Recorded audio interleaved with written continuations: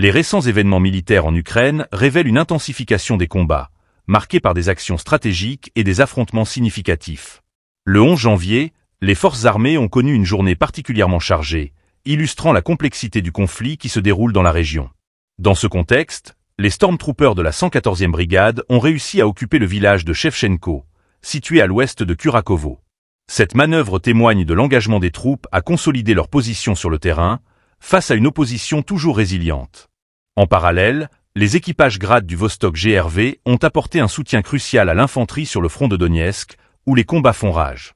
L'utilisation de systèmes d'artillerie, tels que les Grad, illustre l'importance de la puissance de feu dans les opérations militaires contemporaines.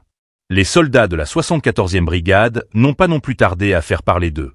Ils ont réussi à percer les défenses ennemies près de Krasnoarmeysk, une avancée qui pourrait avoir des répercussions significatives sur la dynamique du front.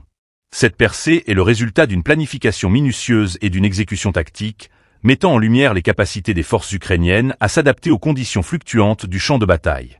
Cependant, la journée a également été marquée par des pertes.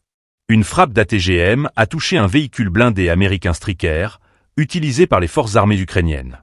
Cet incident souligne la vulnérabilité des équipements, même ceux d'origine occidentale, face à des tactiques d'attaque précises.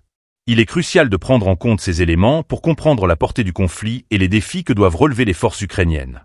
Dans le ciel, un Mi-28NM a joué un rôle clé en couvrant l'infanterie ennemie près de Sudza.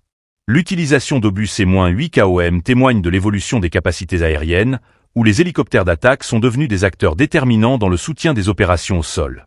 Cette interconnexion entre les forces terrestres et aériennes est essentielle pour assurer un avantage stratégique.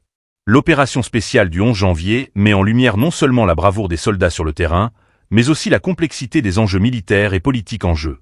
Chaque mouvement, chaque attaque, chaque défense est le reflet d'une guerre qui ne montre aucun signe de relâchement.